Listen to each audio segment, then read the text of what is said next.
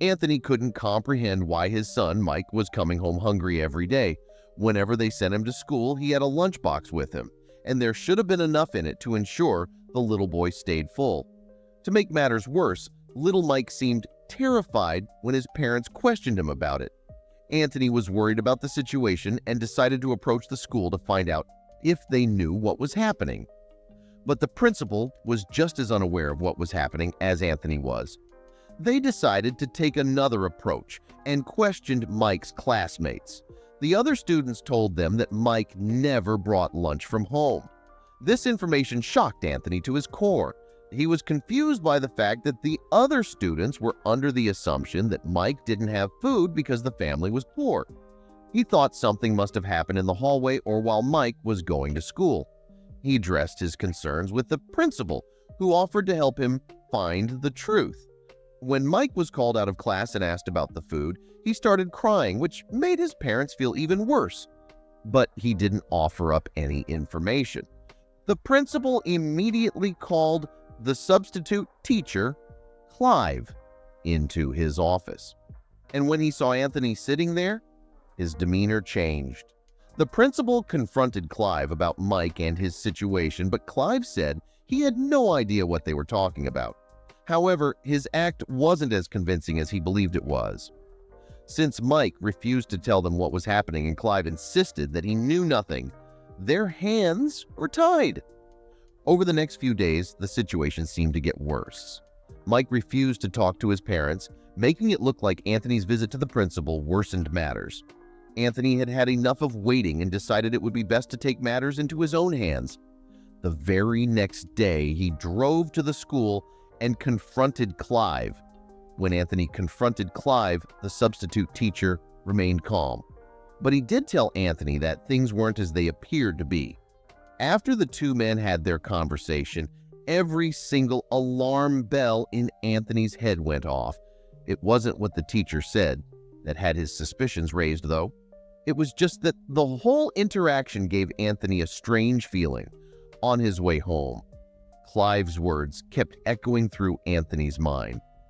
When he got home, Anthony came up with a fantastic idea. He put Clive's full name into Google, hoping he would get some answers. To his great astonishment, he could only find the man listed on one website.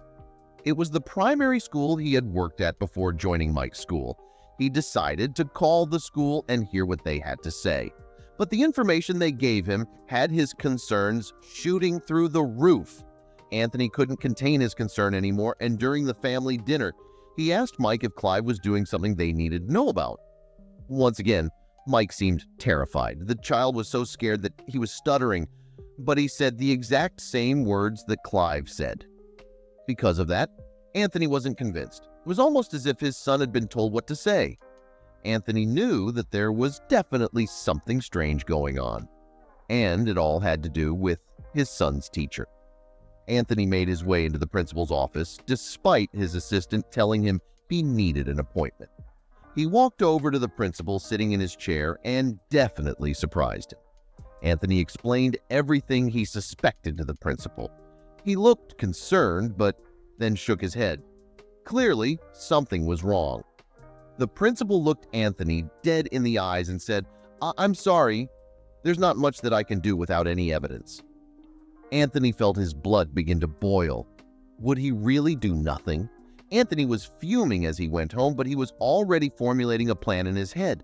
He knew exactly what would help his son, but he knew it would be very risky. The next day, Anthony was ready to go forward with his plan.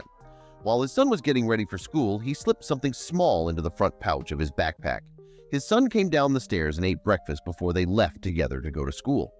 Anthony dropped him off, smiling to himself for his shrewdness. The teacher's secret would finally be out. Anthony had put a recording device in his son's backpack. He'd be able to record the entire interaction between his son and the teacher. Later that day, Anthony picked up Mike from school and deftly swiped the recorder back from the backpack. He asked his son how his day was, but yet again, he looked sad. That's when Anthony knew that he was doing the right thing. He took out the recorder and played it back. But when he heard the conversation between his son and his teacher, he knew what he had to do. Anthony called the principal and organized a meeting the next day. He explained that he had the evidence that would break the case wide open. The next day after school, Anthony sat with Mike and the principal in his office. After waiting for 5 minutes, Clive, the teacher, came in as well. He looked surprised, as if he had no idea what was coming. Anthony smiled in satisfaction and asked the important question, "Should I play the recording for you, Principal?" Anthony got permission and started playing the recording. He watched the teacher go pale as he heard his voice come up on the recorder. He could tell that all of the blood had drained from his face.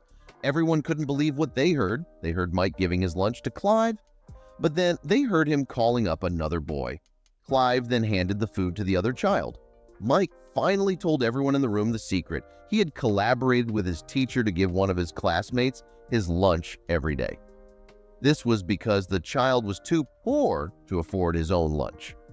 Mike was happy to give up his food for a less fortunate student, and Clive was proud of him for doing so.